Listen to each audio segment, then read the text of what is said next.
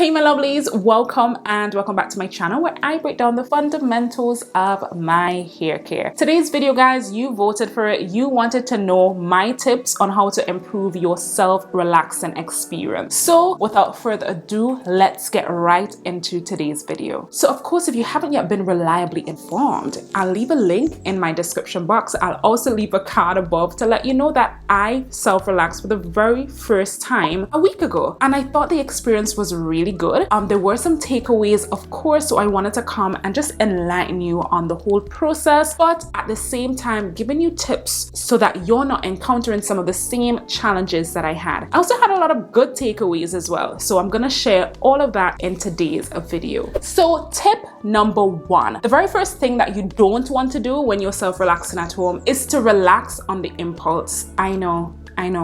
You have to plan your relaxer day. Do not just get up one morning and say, hey, yeah, I'm due to relax, I'm gonna relax today. No, plan out your relaxer, and I'm gonna tell you why that is. When I removed my 3-week-old braids, my hair was dying for a relaxer. I know that it was a challenging wash day as well, but had I relaxed straight after removing my braids, that would have been a disaster, and I've been there already. Allow your hair to get at least 1 to 2 weeks rest time before you go ahead and apply the relaxer. Strangely enough, when I was reading the instructions within the Dark and Lovely relaxer kit, that was one of their guided notes, that if you are removing braids, you should wait at least 2 weeks before applying a relaxer. Of course, when you remove braids from your hair, your scalp is a bit sensitive, and so what you're doing is opening up grounds for burns. We don't want that. Additionally, if your hair is like at a stage where it's breaking uncontrollably, you do not want to go and apply a relaxer to your hair at that point. Girl, it's gonna cause much more damage. Not to mention if you've recently had some other sort of chemical treatment done to your hair. Plan out your relaxer days.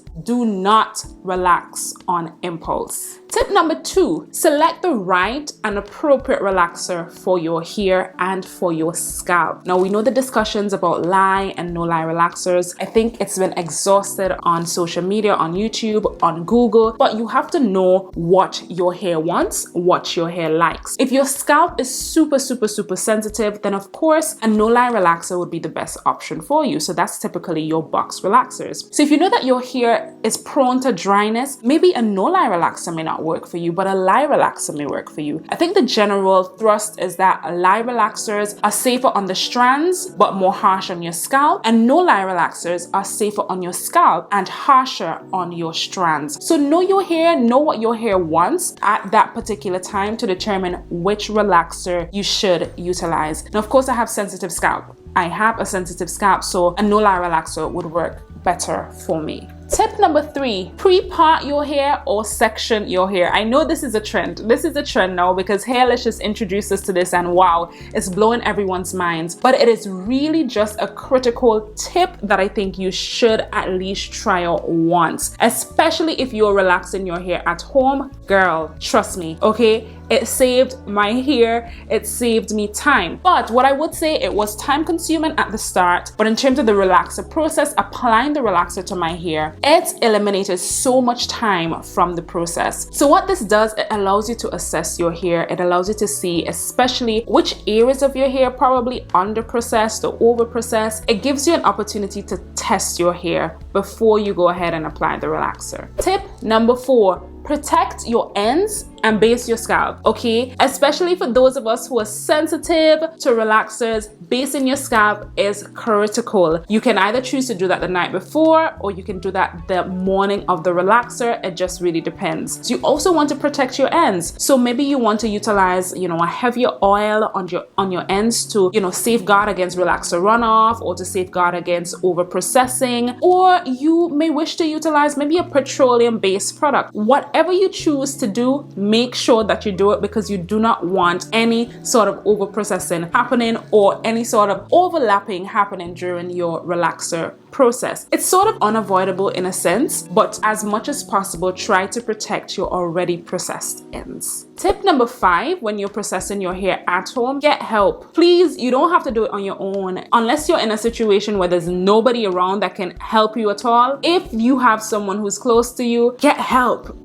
get help. It's not bad to ask for help. It's not a cardinal sin to ask someone to help you with your relaxer process. Of course, especially when you're dealing with the back of your hair and you can't see where to apply the relaxer, you would want someone there to sort of help you and to guide you. Of course, you want to prep them before, let them know what it is that they're actually going to be doing. In the case of me and my mom, I had my mom sit down watching a whole ton of videos showing her how I want it done, where I want the relaxer applied to firstly, lastly, all that jazz, to prepare them. If it is that you're doing the front and the person is doing the back, or if you just want the person to do your hair at home for you because maybe you feel a little bit scared going to the hair salon and telling the hairstylist what to do. I know some people have that fear. So get someone who's close to you that you can actually guide and let them help you. Tip number 6, I think this sort of relates to the previous one, but queue up YouTube videos. Trust me, there's nothing out there that YouTube cannot show you. So go onto YouTube, check out as many self-relaxing videos, and what you'll notice is that different persons have different techniques, and one person's technique may not be applicable to you in general, but you can incorporate different techniques from different persons in order to get the relaxer process just to your liking. So there's nothing wrong with Googling and YouTubing how to do things, and of course that's how a lot of us learn these days, right? We learn by seeing. So check it out. Check out the various YouTube videos. Trust me, it works. It helps. Tip number 7, set your timer. I've been to hair salons and they don't have any timers. They tell me to come back to them when I start to feel a burn. We know how that goes. That is not the principle. That is not the practice that we want to be implementing when we're on a healthy hair journey. Set your timer. Your box relaxer or your top relaxer, whatever it is, your lie or no lie, it normally has on how long you should leave in the relaxer in your hair. So set your timer to that time. Once you hear it buzzing, wash it out, babes.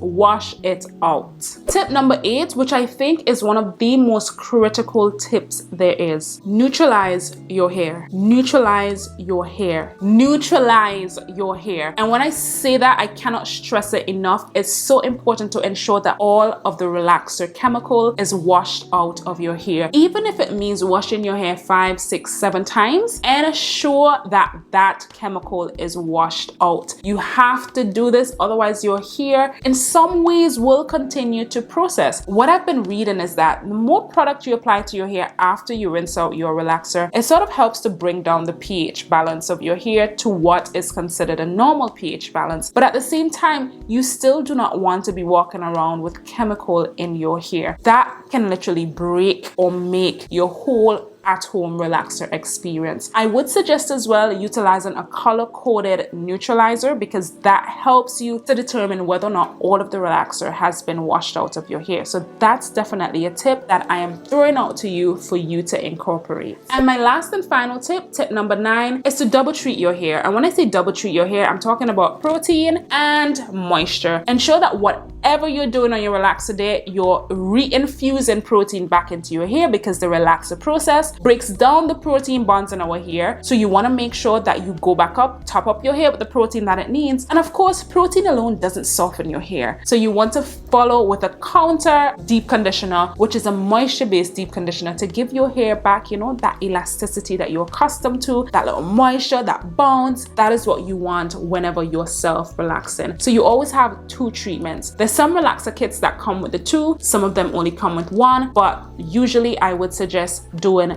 2 treatments if one of them is not found in your kit. All right, guys, so those are my 9 tips for how you can better self-relax at home. As I said, my experience was really good the first time around, with the exception of 1 or 2 burns that I got, but of course those were self-inflicted. That was me just playing around, making a fool of myself. But these tips have been life-saving for my hair journey, and of course I do not plan within the foreseeable future to go back to my hair salon to do a relaxer treatment. Because of these tips, I feel as though I am empowered to do my hair myself. Well, when I say myself, my mom is going to be doing it. But at the same time, 1, that's money that I'm saving. 2, I'm taking better control of my relaxer process and of my hair journey. So what else can I really ask for? Guys, I hope these tips are helpful for you, and I hope that you would incorporate them into your relaxer day experience as well. All right, so thank you so much for watching today's video. Of course, if you haven't yet already, hit the subscribe button, like this video, share this video with a friend, girl.